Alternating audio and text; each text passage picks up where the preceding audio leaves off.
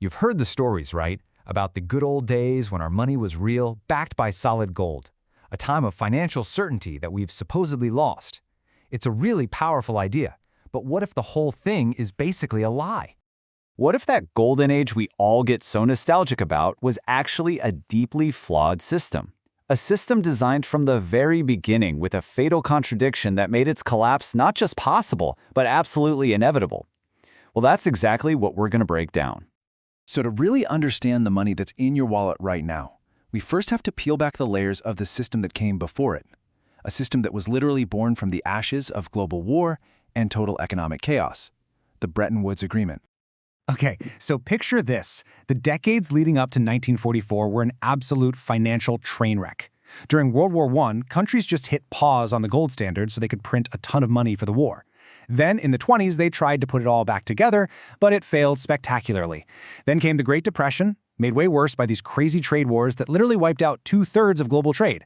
By 1931, Britain just gave up, ditched gold, and everyone started devaluing their currency in a race to the bottom. By 1944, the world was desperate for some kind of stability.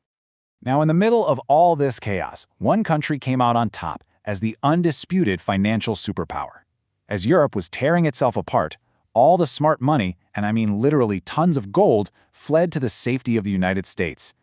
So by the time everyone was ready to rebuild, the US was sitting on a mountain of gold, a staggering 75% of the entire world's reserves. So when delegates from 44 allied nations all got together in Bretton Woods, New Hampshire, let's be real, this wasn't a negotiation between equals. With all that economic muscle and pretty much all the gold, the US was holding all the cards. They were in a position to basically dictate the rules of the new global game. And the system they came up with was, on the surface, pretty simple. Step 1. The US dollar gets pegged directly to gold at $35 an ounce. The US guaranteed that any other country could swap their dollars for gold at that price, anytime. Step 2.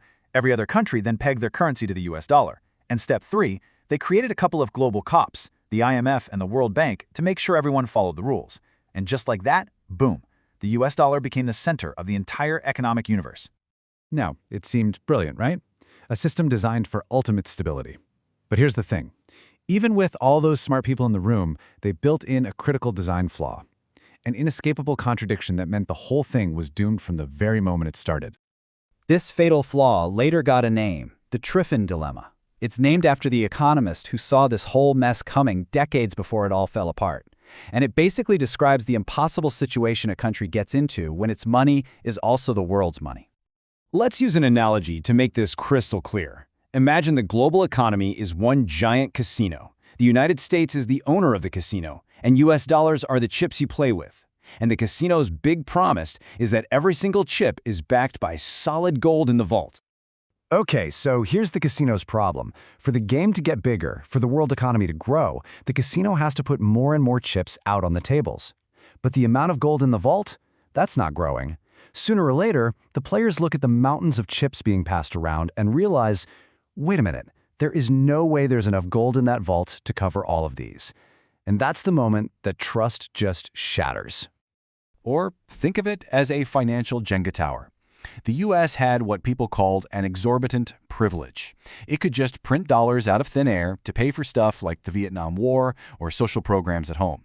This was like pulling blocks from the Jenga tower to build its own stack higher.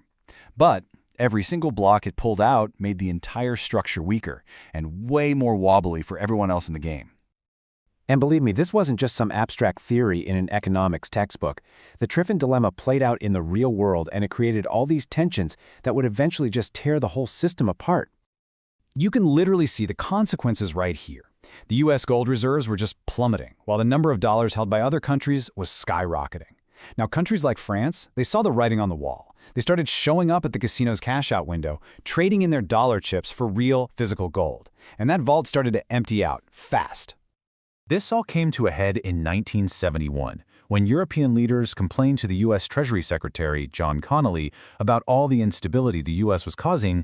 He hit them back with this infamous ice-cold line.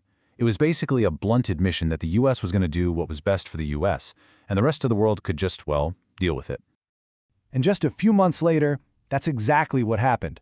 On a Sunday night, President Nixon went on TV and announced he was temporarily closing the gold window. He just single-handedly cut the final tie between the US dollar and gold.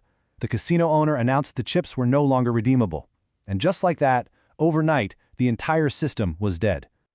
So why does any of this matter today? Because the end of Bretton Woods wasn't just some historical event.